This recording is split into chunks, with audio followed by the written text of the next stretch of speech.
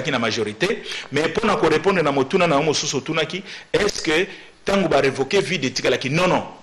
Décision Kasavu bazu décision tango longoli Lumumba na bakizenga a nommé Joseph Iléo. Joseph Iléo azalaki président ya Sénat a nommé premier ministre.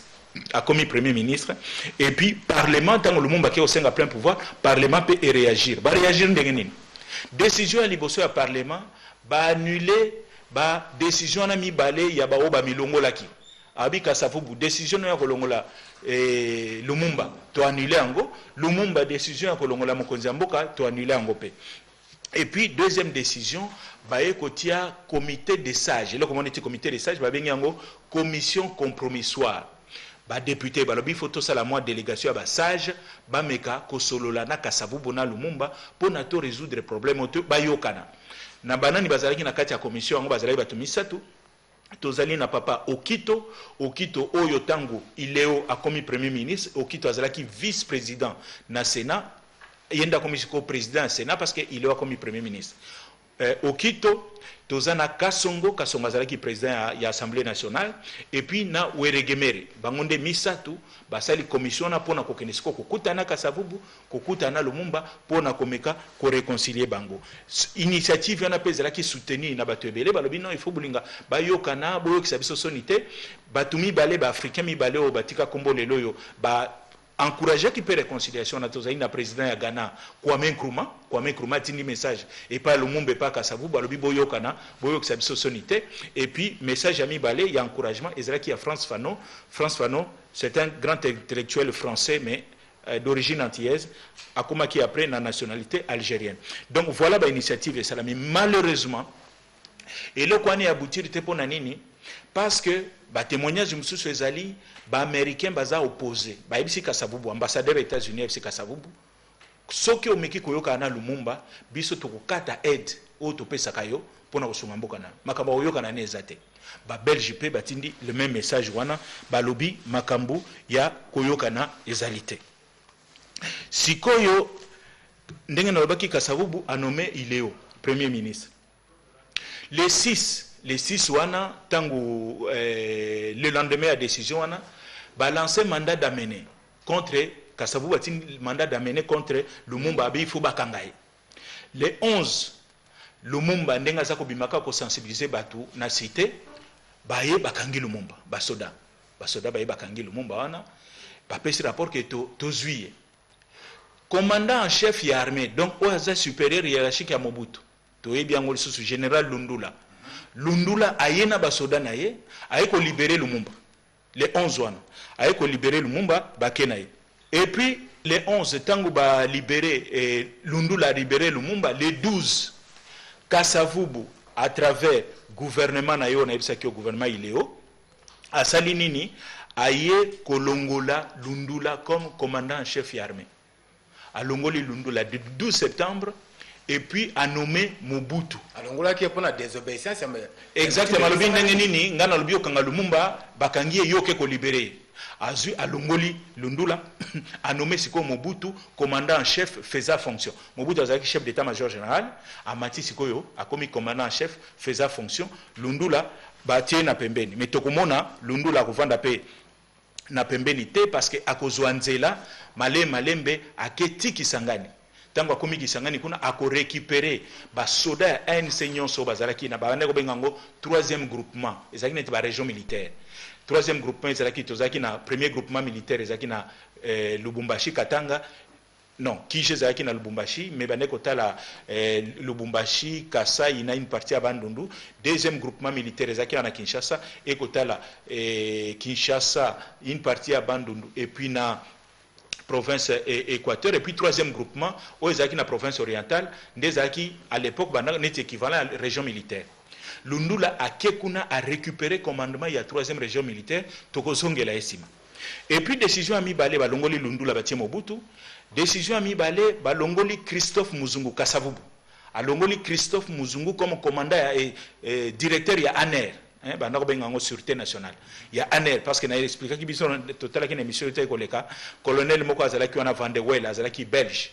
tango Lumumba alongoli Van der Wel atiaki Christophe Muzungu. Siko Kasavubu alongoli Christophe Muzungu atie Victor Nendaka responsable ya ANER. Et puis après tout comme on a le 13 septembre le 12 Kasavubu asali ba changement wana le 13 septembre ba député parlement député sénateur ba ekozwa décision ya kopesa Lumumba les pleins pouvoirs oya senga kibango ya kosala nini aye akonza mboka sikoyo alobi non tomoni Kasavubu aza kolinga koyoka na yo te alingi réconciliation te parce que baza ko gérer na bamindele Lumumba gérer mboka le 13 septembre parlement epesi Lumumba plein pouvoir. Le 14 septembre 14 septembre Kasavubu a annulé ba plein pouvoir au parlement et au tukopesa Lumumba et puis na akangi na parlement abi na moni pe ba parlementaire ba komi ko ambrouiller biso parlement pe ekangami le 14 septembre parlement ekangami mais le même 14 septembre wana na butu na 20h30 batu balandi na radio communiqué ya colonel Mobutu oya komi commandant en chef a eu décision boye alobi ngai na décidé qu'on neutraliser ba institution politique nyonso a pekisi na président de la République Kasavubu Lumumba Ileo na ba parlement ini basa la activité politique mususu ata moko te na kati ya mboko abibino nyonso botelemi à peine ba otu kotia na bokonzi exactement ba tiaki na bokonzi to mona ki yango le 12 le 14 2 jours après Mobutu a eu décision alobi na neutraliser na suspendre ba institution nyonso tango a suspendre ba institution nyonso ayeko sala nini sikoyo ayeko nommer gouvernement oyaye ba bengi yango bandako benga yango collège des commissaires généraux ezali banani ezali bakeko zo ba jeune universitaire ba ekotia bango kuna et puis nani neti premier ministre président du collège en réalité premier ministre a économé Justin Marie Bomboko. Bomboko a commis premier ministre donc président du collège de oh ya kimisaki tango voilà la camarade ndo akimisaki il y a quelques jours wana akeko récupérer Bomboko a commis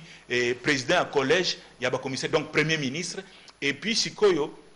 ba bilenge misusu tokoya komona bango après bakoya kosala kombo apparition na bango ya liboso na politique et kosala mawana tokoyiki kotanga quelques kombo na collège gouvernement na ya ba commissaire tozali na Bomboko président donc premier ministre tozali na Mario Cardozo to mona qui est déjà délégué à Lumumba na table ronde économique voilà deuxième vice-président Sénat Mario Cardozo ba nommé na gouvernement na collège de commissaires et commissaire général chargé de l'éducation nationale ministre de l'éducation to comme on a Marcel Liaou ba économé commissaire général chargé de la justice donc ministre de la justice et puis ba nommé vice-ministre de la justice donc commissaire général adjoint à Marcel Yaou étudiant moko ya Lovanium kombo naye Etienne Tshisekedi oyo simako ya koma Etienne Tshisekedi wa Mulumba donc mbala liboso Tshisekedi a apparaître na gouvernement gouvernement à commissaire généraux na 1960 sous présidence ya Bomboko comme président du collège des fondateurs. Collège des fondateurs. Collège des commissaires généraux. Et puis, qu'est-ce qui va se passer? Il va se passer que wana Mobutu asali biloko ne wana le 14 a nommé Bomboko naba commissaires généraux. Le 15 septembre Lumumba ye makambwana azakotala ngote Lumumba asali descente moko na Kankokolo. Kuna pona kokende ko sensibiliser ba militaire voilà parlement et pesinga plein pouvoir ngande na zamu konza mboka et bimisi mobulu na kati ya Kankokolo ba soda quelques soda bazalaki wana certainement batu ya Mobutu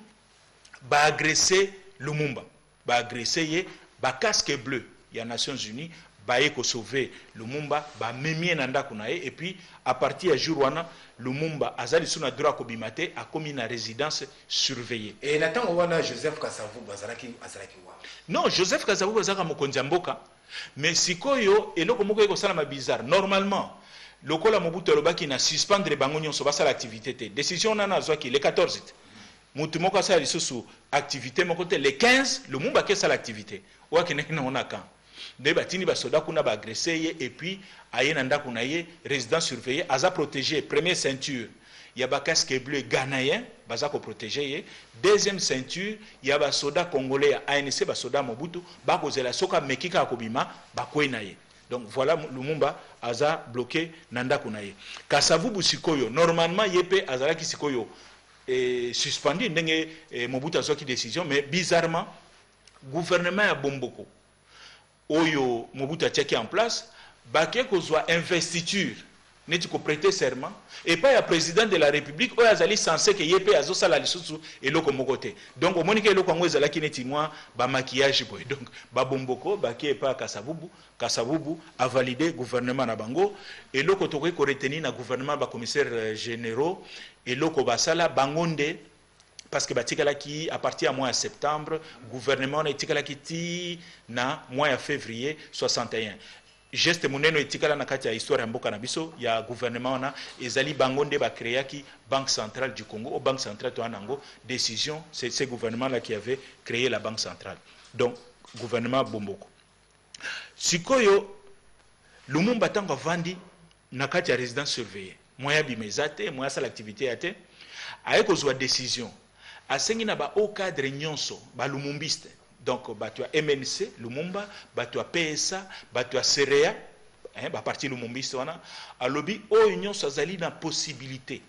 ya kokende Kisangani Stanleyville bokende Kisangani parce que tomoni awa bato yo bazolalisa biso bakende Kisangani pona nini parce que mutu azo contrôler makambo kuna côté sécurité ezali général Lundula oyo tomonaki ke asi ake déjà kuna. Donc sikoyo le 23 novembre wana na septembre général Lundula wana yende mutasovaki Lumumba tango bapesaki mitindo ke baba kangaye voilà. Ya ko libérer yango ba longolo na ebonga na bati Mobutu na place bati Mobutu na place na ye sikoyo akendeki Kisangani akekuna a récupérer commandement ya ba militaire to bazalaki kuna. Le 23 novembre 1960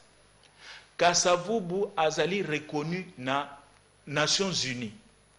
comme le seul pouvoir légal na Congo. Wana lobbying na esalaki et tout décision bimi ya Nations Unies balobi mokonzi mboka wana parce que komaki nani aza mokonzi Kasavubu to Lumumba polémique komaki omona ki bien parlement na biso décidé que c'est Lumumba mais na conseil de sécurité na Nations Unies bazui décision balobi non mokonzi mboka wana ezali Joseph Kasavubu. Délégué représentant à Lumumba gouvernement Lumumba azalaki kuna Thomas Kanza azalaki obligé à Longwa atika ba bureau na ye parce que baza ko reconnaître le sous-gouvernement na bangote mais tokomona Thomas Kanza akotika la kuna ko sala pe makam. Le 27 novembre wana le 23 novembre 1960 Kasavubu ba reconnaître kuna. Le 27 novembre Kasavubu azongi na Kinshasa awa auti ko gagner siko Lumumba lobi non lokola na conseil de sécurité bo ekomi ko reconnaître Kasavubu soki na vandi kaka awa eko sala mabe ngai pe il faut na rejoindre équipe na ngao ekendeki déjà kuna wana équipe ne banayi basiba ke Antoine Gizenga asi a rejoindre Lundula na Kisangani Antoine Gizenga na ba cadre mususu ba Christophe Gbenye basi bango nyonso bake Kisangani yango wana na butu ya le 27 novembre 1960 na 22h avant ça mutu eko expliquer plan ke ndenge nini tokobima pona okende kuna okolekela wapi ko expliquer itinéraire ezali Cléophas Kamitato cadre ya PSA ya Gizenga ayeko expliquer Lumumba ba expliquer ba isanga kutu ata mutuka oyo Lumumba kimaki nango ezalaka mutuka ya Kamitato mutapesa kia.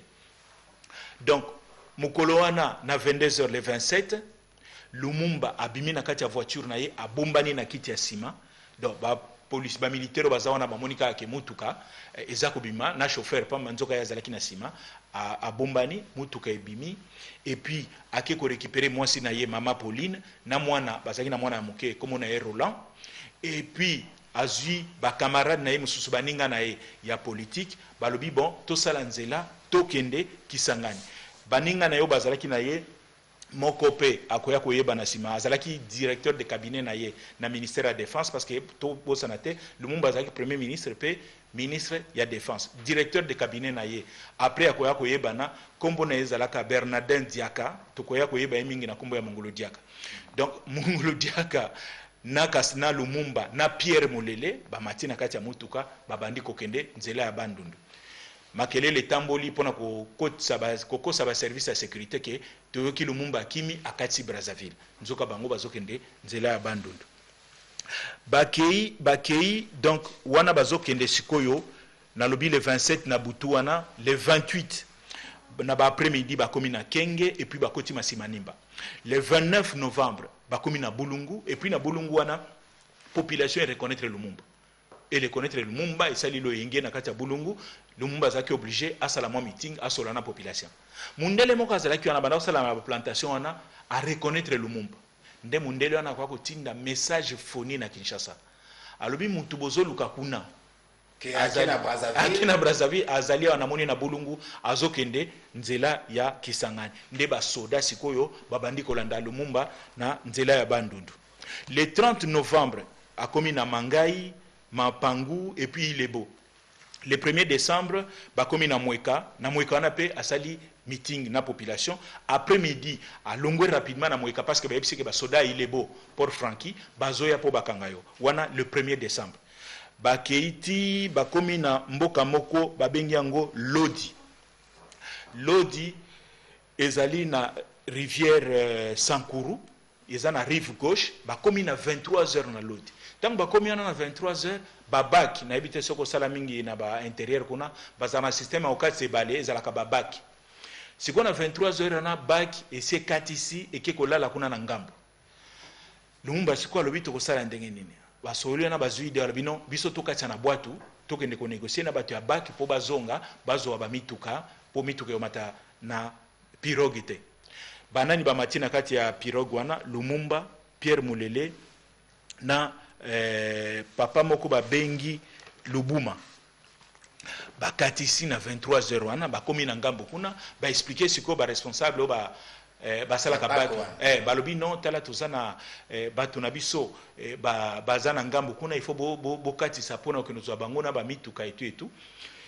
ba discuter na bato na ezu bango matin na 1h du matin na 1h du matin basoda donc 1h du matin to komi sikoyo le 2 décembre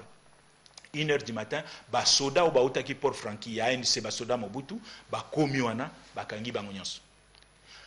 bango nyonso siko polémique ezalaka est-ce que bakangaki bango na rive gauche ou bien balandaki bango na rive droite est-ce que Lumumba zongelaka mwasi na ena mwana c'est ça parce que rumeur etambo que non Lumumba kufa liwe ya buzoba ça na pona mwana mwasi te non c'est pas ça. C'est pas ça na kanisi bayeba kiteke basoda basia komi na ngambo bango bazongi na bac o eza interprétation nga bazongi na bac pona kozwa bango baye kokuta basoda na 1h du matin basoda déjà bazaki ona basi bakangi batu nyonso la preuve en est que mutu oyo atikalaki kuna na ngambo azongaki lisute na bac parce que ce n'était pas la peine azonga eza Pierre Mulele atikala na ngambo bakangaki ete ya continuer na Kisangani et puis Lumumba bakangi wana baye kozonga na ye na bakomine na Mweka tango bakomine na Mweka wana na mutu moko tosi tomoni déjà spécialiste ya ba opération spéciale kombo na ye mutu ANR inspecteur ya ANR un ancien militaire Gilbert Pongo to mona kike papa na Pongolo Gilbert Pongo auti Kinshasa aye na Mweka wana kozwa Lumumba na batu na ye akangi bango wala zero kola domaine na tango wana ezaki domaine na parce que enda sosa na ANR donc et puis ezaki mutu a confiance ya Mobutu na nenda donc ebise que non basi bakangi kuna boye Gilbert kende ko récupérer bango asala ki pe ba contre espionnage atanga kiango na Belgique Gilbert Pongo aye et azui Lumumba na batu na ye azongi na bango na Kinshasa bakomi na Kinshasa na ba transférer bango na Tisville na Mbanzangungu esika wapi kawana mutu azali ko mukonzi ya kawana ezali oya komaki général Bobozo mutu azali wana donc bakangi Lumumba na batu na ye na Tisville mais na Tisville wana aye kokuta na ba lumumbiste mususu déjà bazalaki wana akuta wana okito ona ebisaki yo président akomaki président ya Sénat na Mpolo Maurice Mpolo ye bakangaki azaki na nzela bandundu oyebi kaka ndenge na alobaki Lumumba alobaki batu nyonso bakokende Kisangani bakende ye panda koluka nzela ndenge na kende Kisangani bakangaka na Mushi et puis à partir ya Mushi bakende na Tisville wana prison. Donc Lumumba a retrouvé Mpolo na Okito wana na Tisville. Sikoyo okolimbisima moke honorable na kanisi bandeko bazali kolanda biso penza baso seulement moke eloko bandaki ko reprocher na Lumumba ezalaki penzani. Non, Lumumba en réalité bandeko reprocher ye par exemple napesa ba américain bazalaki convaincu que Lumumba est communiste. Même si après bah qui découvrir que Lumumba n'était pas communiste parce que azalaki pe na ba contact na Moscou azo menacé pe ceux qui bosali si bisoté na ko na ko komana Moscou ba sunga biso ba ede biso Khrushchev ko ede biso. Donc ba américain baza ko banga ke azali communiste akoya ko mema ba russe ba communiste ba koma Congo comme pays communiste. Voilà reproche ya ba américain. Ba belge en réalité tant ba pesi biso indépendance idée na bango ezalaki nini topesi indépendance biso tolongwe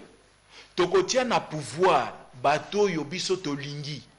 to geraka bango à partir donc en réalité tozo continuer ko konzamboka mais à travers ba congolais système wana babengi yango néocolonialisme. Colonialisme ezali ba mindele bango mo bazo konza néocolonialisme ba mindele bakei batiki batu na bango bakonza kabiso. Voilà comment Lumumba est devenu bango ba considérer qu'azali têtu. Voilà malentendu avec les Belges. Nandeng balobia mankaka roi bango respect mukolo ya le 30 juin.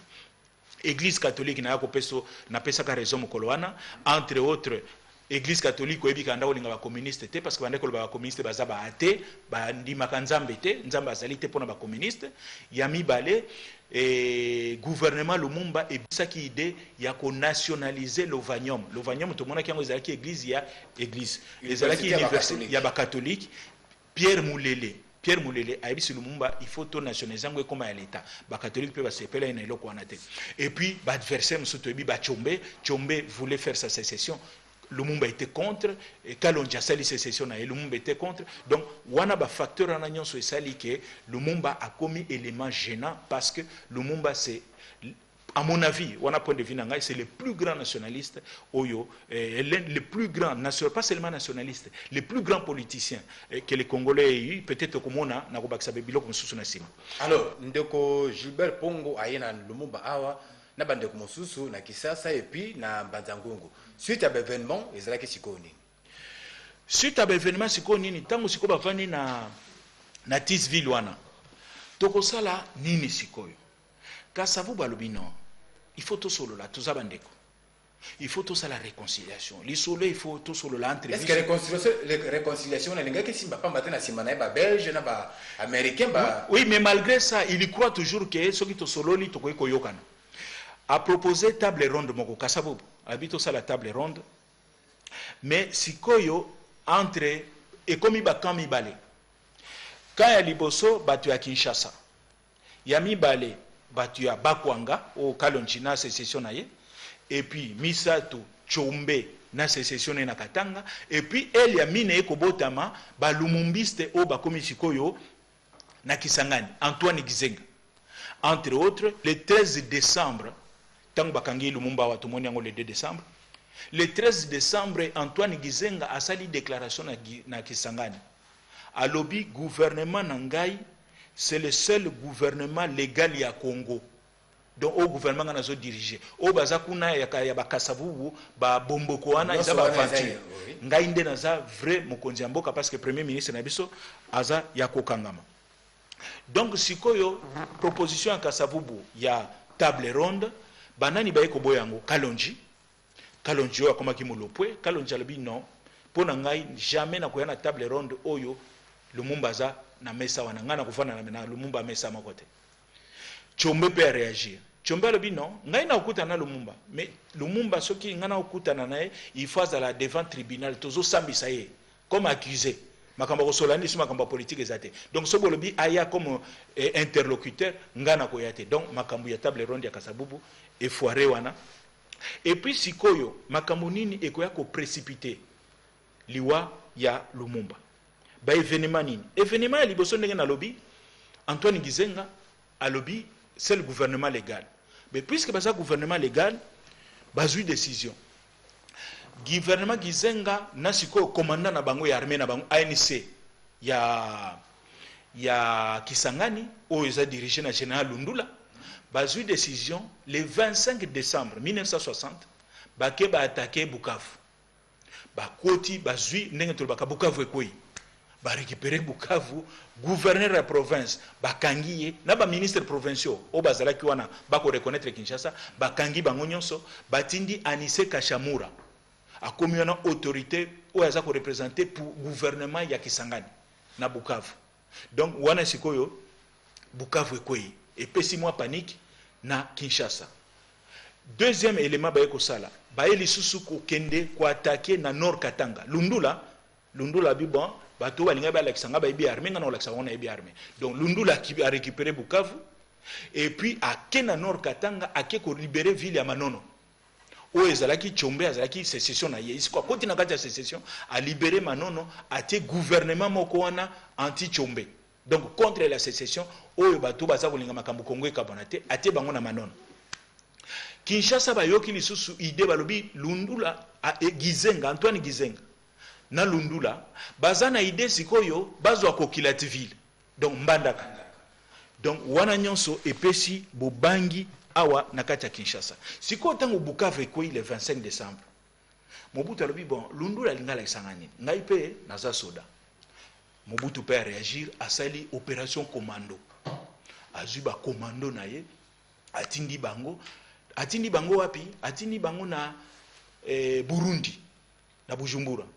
Bujumbura à l'époque tango na tozolo ba na 1960 ba Belge nanu ba pesi indépendance na Burundi te. Rwanda Burundi. Donc ba Belge bazana nukuna. Complicité ba Belge ba permettre Mobutu atinda ba soda na epo ba le kanzela Bujumbura Changungu ezakaka en face ya Bukavu. Donc à partir de Changungu ba commando Mobutu ba koti na Bukavu. Ba koti na Bukavu pour malheureusement pour na bango ba neutraliser ba commando ngo na chef na bango. Chef ya commando na nani Gilbert Pongo bakangi na Bukavu na ba commando ne ayaki pour libérer Bukavu bazui bango batindi bango na Kisangani. Pour l'opération ya Gilbert Pongo simbakite. Et simbakite. Bakena bango kuna et puis tango bakomi na bango na Kisangani gouvernement Antoine Gizenga na Lundula na donc ba lumumbiste batindi message na Kinshasa. Balobi tokangi Gilbert Pongo azalia wana ba soda botindaki baya ko libérer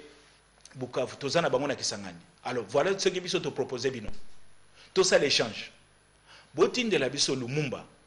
na ba lumumbiste mususu bozana bango biso tozozong c'est la bino Gilbert Pongo na ba soda na ye. Kinshasa eboyi eloko wana les lumumbistes donc bato Antoine Gizenga na Kisangani bazui décision ya kubuma Gilbert Pongo na bato na nyonso. Voilà comment Gilbert Pongo akufaki na Kisangani parce que Kinshasa eboyaki ko échanger ye na Lumumba. Événement ya mibale wana activité ya bato ya Kisangani.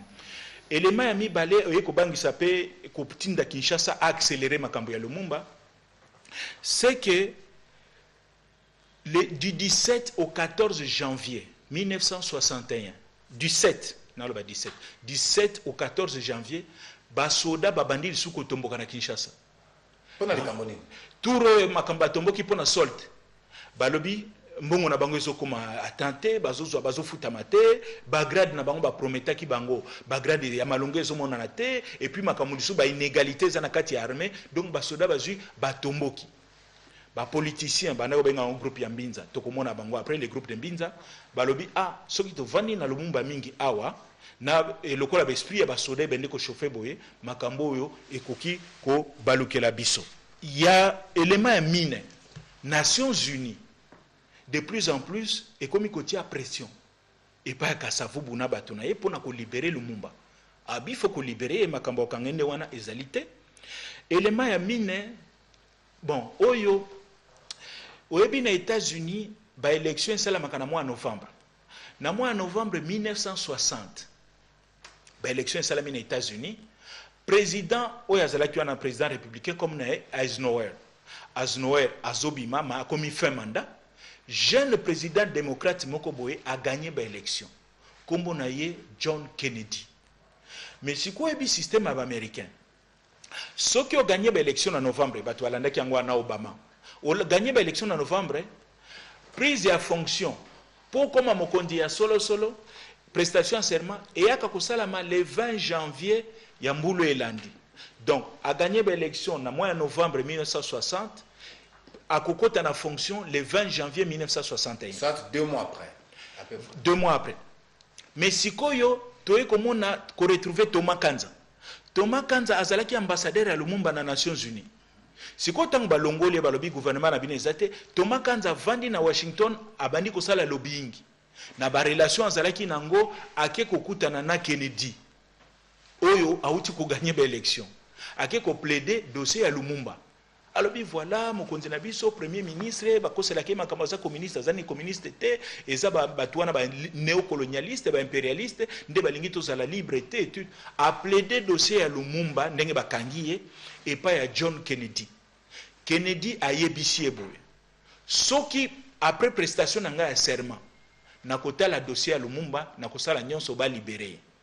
Donc Kinshasa yebi ke bokonzi zo changer les États-Unis. Kennedy soka zui pouvoir le 20 janvier akoki ko changer makambo. Donc balobi oyo tokoki kozela ndengo na te, il faut to accélérer makambo. Yango wana le 14 janvier 1961. Réunion Moke Salami, ça c'est le témoignage d'un auteur belge, hein, n'a pas sa référence, et ça Thomas Loaka Mutaloba qui a tangi kotanga na ba livre. Comme on est Brassine. Brassine à lobby, il y a une réunion le 14 janvier 1961, où il y a une décision et kozwama, il y a kotinda Lumumba na Katanga. Bon, nayebi te ndeko, nayebi intention ba tout. Est-ce que batinda qui est pour se débarrasser na comme prisonnier? Est-ce que bayeba ki ke soka ki kuna akokufa biso na yo to ebite nzambe kaka muto ayebi. Banani bazalaki na kati ya réunion wana. Il y a le 14 janvier 1961, Kasavubu mutande ko présider réunion. Bomboko azalaki na kati, Nendaka, Adula, Ileo, Ndele, na Mobutu. Voilà groupe ya batu oyo bazwaki décision ya ko transférer na lobite ko boma Lumumba parce que naibi bande ko nga mingi ba congolais ba batoma luaka lobaki ya groupe ya batu ba boma kinuma non bazwaki décision ya ko transférer balongolais na Kisasa batina na Katanga nde groupe ya batu wana et puis après et permettre nga pena sana fungula moi parenthèse moko boye nayoka ka batu mingi balobaka justement ken papa na biso Etienne Tshisekedi Mulumba zaki na kati ya makambo ya liwa ya Lumumba. Non, vraiment na ba oyo ba information nyonso na zanango ba enquête nga na meme kotango na tangi Tshisekedi Etienne Tshisekedi n'a rien à voir ni de près ni de loin na liwa ya Lumumba. Non, ndeko il faut que le baka vérité. Il est vrai azalaki membre ya collège des commissaires généraux mais azalaki na poids politique à l'époque. Azalaki na poids politique azalaki vice-ministre de la justice adjoint à Liaou. Azalaki non comme na poids politique te oyo ko permettre à participer à la réunion stratégique. Donc Tshisekedi n'a rien à voir na liwa ya Lumumba. Donc voilà ce qu'on après qu'est-ce qui va se passer? Nendaka après Renoana, Nendaka va prendre des dispositions. Réunion Salami le 14, le 17 janvier 1961. Le 17 janvier 1961, Nendaka accueilli na Tisville, dans Mbanzangungu, Kobimisa Lumumba na prison, Kozwa Lumumba na Polo na Maurice. Ayena bango bazwi mituka bamati na mituka ti bake na Lukala aéroport moko ezalaki wana na Lukala avion moko ezozela bango Lumumba atuni Nendaka ozo memangai wapi Nendaka ebise nazo memao na Kisangani Stanleyville akosi yo linga kosola na population ezozela okuna okene kosola na bango Lumumba ebisi Nendaka na ebi ke bozoti nanga na liwa mais liwa po nanga je m'en fous nazo kufela Congo mais boye baka Congo oyo un jour ba congolais bakolamuka bako libérer mboka oyo pe bakotonga mboka oyo donc liwa nanga ça n'a aucune importance. Lumumba matina kati ya avion na Lukala wana avion na ba décoller ti bake bakomi na Mwanda bakiti na avion na baiko kuta avion mosusu un DC4 hein, avion ya mwa monene oyo sala ba trajet milai et puis wana bake kokuta na nanani batu bazalaki bayaki na avion na kokuta na Kinshasa ti Mwanda bakuti deux commissaires généraux ba membre ya gouvernement Bomboko bazalaki déjà wana bazali kozela ya liboso kombo na ye Jonas Mukamba ya mibale kombo na ye Ferdinand Kazadi bango nde sikoyo bakomata na avion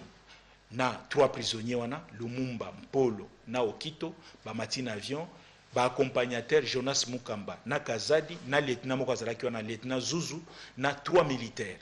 nde groupe wana mati na équipage bamati na kati avion ba décoller le 17 wana ba décoller na Mwanda direction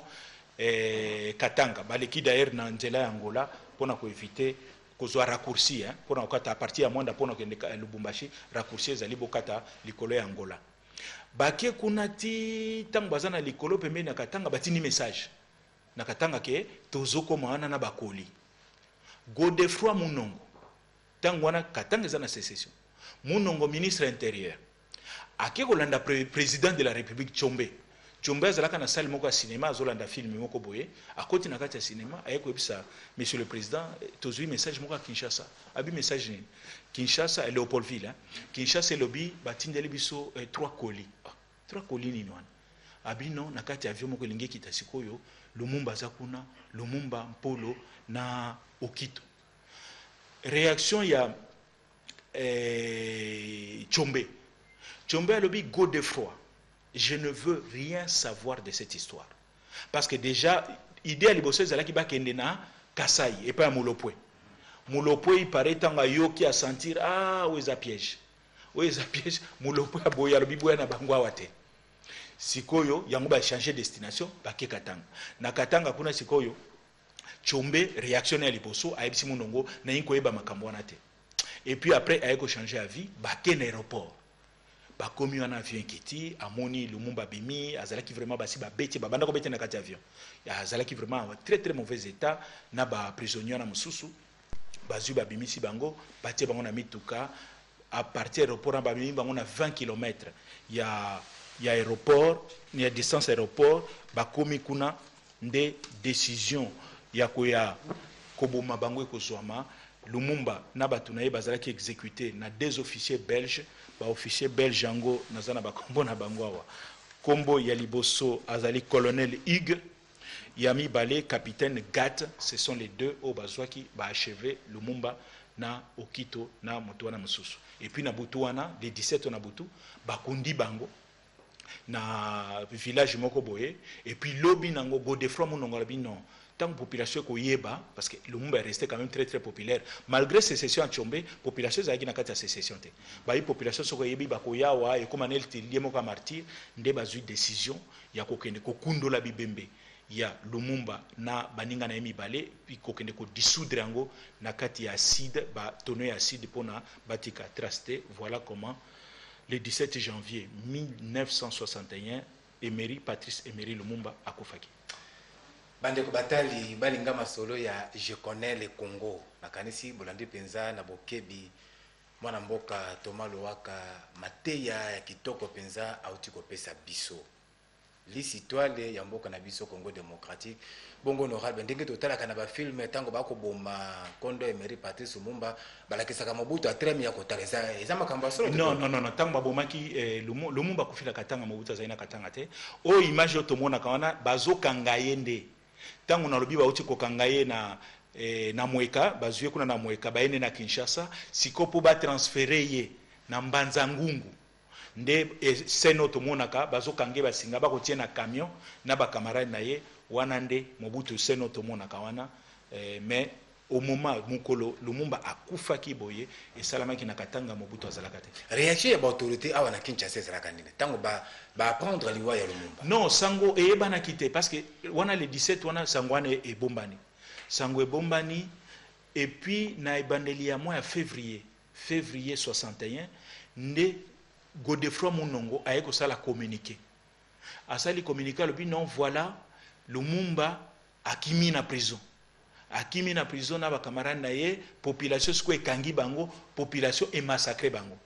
batu nyonso babiki ezalaki lokuta bango ndezalaki babomaki Lumumba nde ba réaction e ko sala na mokili mobimba donc incroyable na ko ekotanga ba manifestation déjà na ville ya Caire na Égypte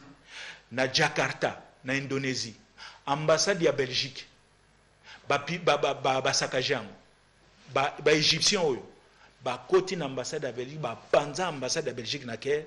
na Indonésie mpe baindonésie wana bapanza ambassade ya Belgique. Donc manifestation sikoyo bandi kosalama contre Belgique na mokili mobimba, contre Belgique, contre les Américains, contre les Nations Unies. Balobi bino nde bobomisi ye. Manifestation esalami wapi na tanga quelques villes pour mon importance ya mutu wana touti kobungisa. Na Copenhague,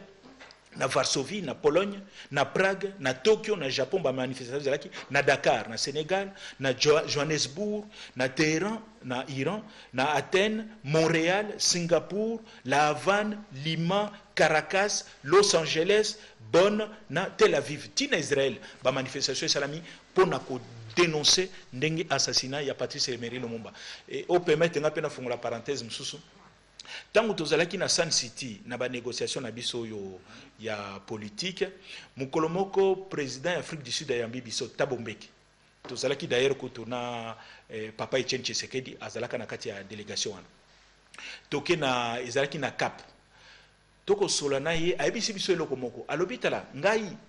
nazali lumumbiste depuis bomwana, depuis nazalaki jeune nga nazali lumumbiste. Yango na jamais na kolinga mboka ya Patrice Emery Lumumba ekabwana soki nga nazana pouvoir. Abi omoni lino nanga azalaka lino na ye moko awe bukana. Abi boyebi lino oyo nazalaki étudiant na Londres na 61 toyoki babomi Lumumba. To sala manifestation munene na Londres siko ba policier anglais wana tango bazwa ko panza manifestation nde policier moko mundela beta kata bombeki matraque et bukaka elino wana alobi ya souvenir ya liwa Lumumba lino ngo pe na obongisa ngote donc ti lelo yo tabombeki atika lino nende ngona bongisa ngote pour rappeler que liwa Lumumba na 61. Donc voilà, le Congo vient vraiment de perdre un très très grand leader. Lumumba c'est l'homme qui a fait prendre conscience aux Congolais que aussi beaucoup de nation, aussi beaucoup de lokomoko, makambo okabonezalité. D'ailleurs, il avait tellement confiance na croyance na yewana ke Congo c'est comme une nation, ils allaient sous makamba bikolo te ki basangisa neti liputa kizoba zoba et c'est comme lokomoko. Il a pris le risque en 1960, ce qui était rare, à que se présenter candidat député na province o yayete yaza mutasankuru na kombo na yewana alinga ko kimo mona ba député mingite ba candidat mutu mutu kimi na ekolo na ye. En réalité parfois on a ce qu'on appelle des députés, c'est des délégués tribaux, mais Lumumba ye ake ko zo risque na Kisangani alobi c'est des Congolais, ils ne réfléchissent plus makambo à tribu na yebi ki ba ko salanga confiance ba ko votenga, et il a été élu député na Kisangani province na yete ekolo na yete. Donc c'était vraiment un grand homme, une grande vision et du Congo et de l'Afrique, et puis nationaliste, donc souci pendant ya mboka soki Lumumba abundisaka sécession katanga te na vigueur ya tiaki peut-être mboka onde lelo tozana Congo te ndeza ya kopanzana. Et puis courage eloko ya moko ezanga ka pebiso ba Congolais, la courage politique azalaki nango. Quel est le Congolais aujourd'hui lelo akomeka ko swana na secrétaire général des Nations Unies? Lumumba aswana na dagar major de pona Congo oyo alobela eba vérité boy en face. Donc voilà, courage, patriotisme, c'est le modèle qu'il faut na ba détail pour expliquer ko te ya bana na biso na kati ya ba classe ce que Lumumba a fait pour ce pays. Il y a deux volontés politiques qui ont créé cet état. La première volonté, c'est le roi des Belges. Yemuto a izwa idée ya ko créer mboka oyo. Tolinga ete mais c'est yé. C'est Léopold II. Naba abu na ye ko kata batu maboko, mais volonté à créer mboka munene en Afrique centrale, c'est Léopold II. La deuxième volonté, c'est Patrice Emery Lumumba qui a cru que ko nyokolo ba Belge ba nyokola kibiso et sali ke tokomi moto moko. Les leçons que tozolo ba biso nso toza ba Congolais, toza fiera ya être Congolais, on les doit en partie, dans l'obité en totalité, en partie à cet homme Patrice Emery Lumumba. Voilà, tozali kokoba kati na masolo na biso o ezali masolo ya Je connais le Congo bandeko batali honorable au lobeli penza na mozindo makamatali mwana mboka Emery Patrice Lumumba bongo sima ya liwana ye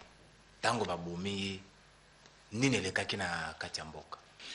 Omoni tango avant que tuba bomaye tolobaki wa Kasavubu président Kasavubu azaki déjà na idée ya kosala réunion moko ya réconciliation table ronde table ronde wana tango Lumumba akufi table ronde ya liboso ekosalama benga en table ronde de Léopoldville ya Kinshasa awa ekosalama du 25 janvier au 16 février mais table ronde wana batu ya Kisangani bayete parce que moni date 25 janvier naebisa que le 25 janvier batu na bayebi teke Lumumba akufi Kisangani puis bayebi teke Lumumba akufi bango balobi table ronde na biso toko yate il faut bo libérer Lumumba alors que le 17 déjà azalaki asi akufi donc bango bayebi akite bazo sala condition toko yaka kasoki bo libérer Lumumba Katanga pe bakatange bayete Tshombe ayete parce que Tshombe aza ko exiger table ronde na il faut salama na Katanga donc voilà table ronde à Léopoldville eleki tozu penda solution à malongate. Et puis, la seule conclusion, il y a réunion à table ronde à Léopoldville, décision Zouami, il y a Kassavubu, a eu décret constitutionnel, il y a télémis à gouvernement Bomboko, il y a commissaire général, le 9 février 1961, gouvernement, il y a Bomboko et Kwei, Bazongi, si gouvernement provisoire, il y a Iléo, il y a Noma qui a saraki des jours, 3 jours, Iléo a Zongi, premier ministre, na gouvernement provisoire. Et puis, deuxième table ronde et ekosala masiko na Madagascar babenga kango table ronde de Tananarive ezalaki du 8 mars au 12 mars 1961 mais kunape batu ya Katanga baye Tshombe yaki na Tananarive pona kosolola mais batu ya Kisangani bayaki te parce que wana siko basi bayebi ke Lumumba akufi. Table ronde ya Misatu et ekosala mabengi yango table ronde de Kokilativille ya Mbandaka babengi sous table ronde mususu kuna boya tukutana et puis wana sikoyo ya Stanleyville batu ya Kisangani ba Antoine Gizenga wana bango basi basali ya bango République libre du Congo ils ont reconnu hein ils ont reconnu bambo kebele reconnaître nazalaki comme président Antoine Gizenga Antoine Gizenga yemo konjamboka donc chef de l'état chef à gouvernement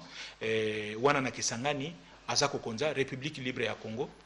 baboyi koya na rencontre wana ya Mbandaka Tshombe aye na Mbandaka et assez rapidement d'ailleurs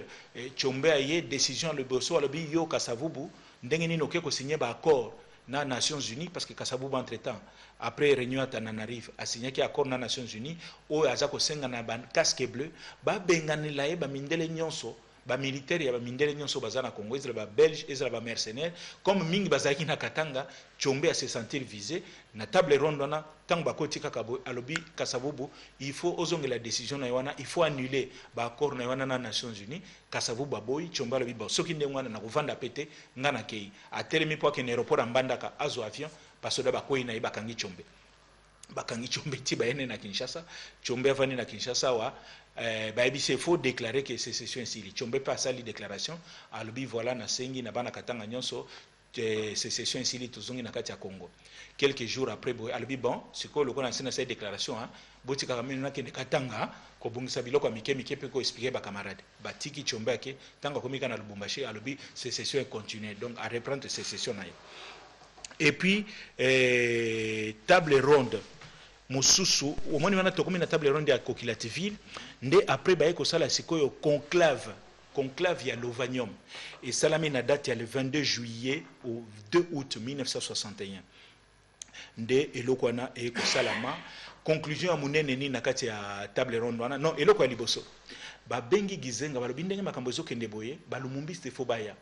tendance ezali ke topesa balumumbiste primature parce que Lumumba kufaki bangonde a remplacé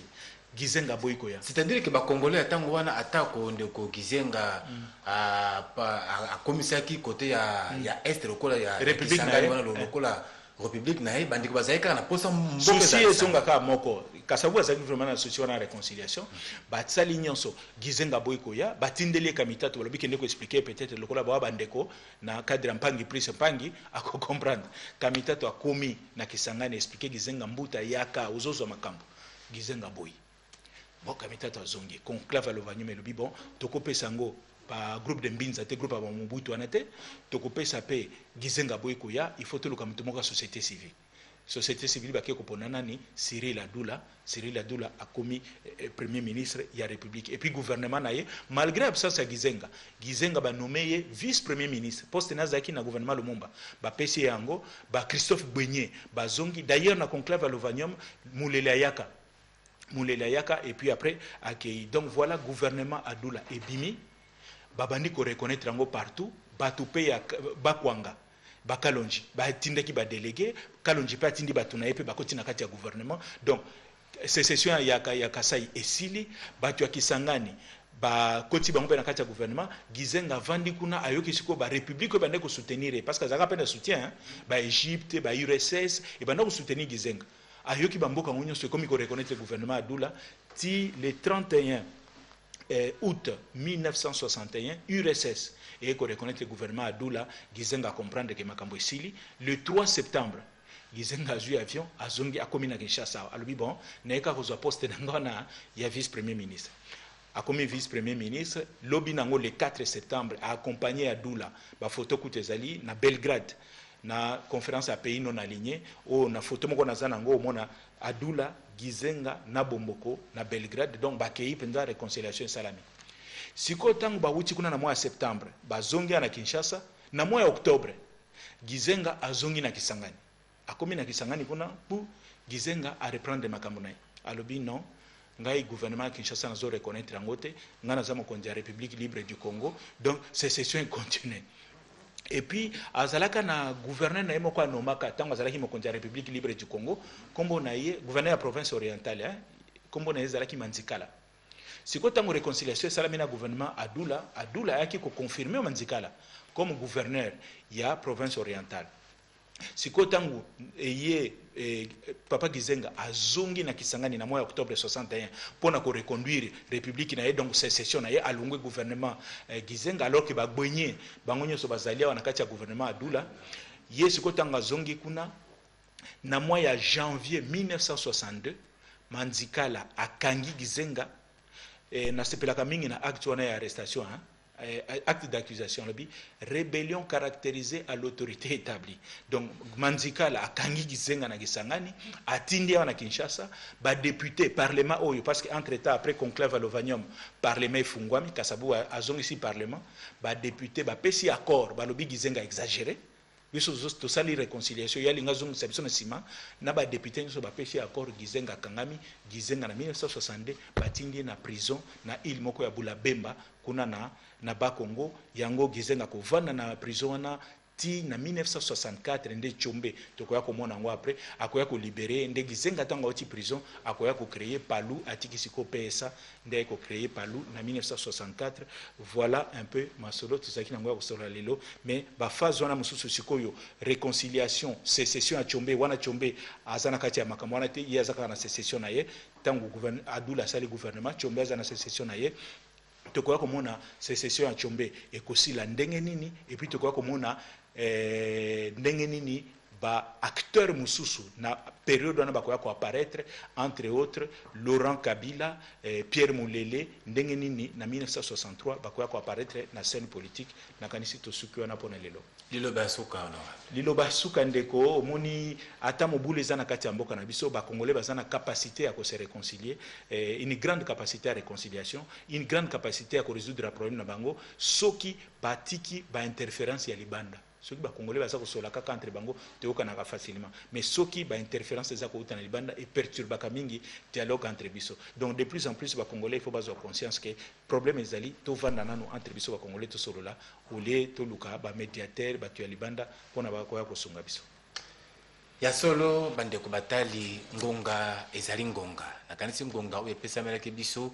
pona masolo ya mokolo ya lelo je connais le Congo mwana ya sika o polele aboti ekomi bongo na suka na kanisi ete bolanda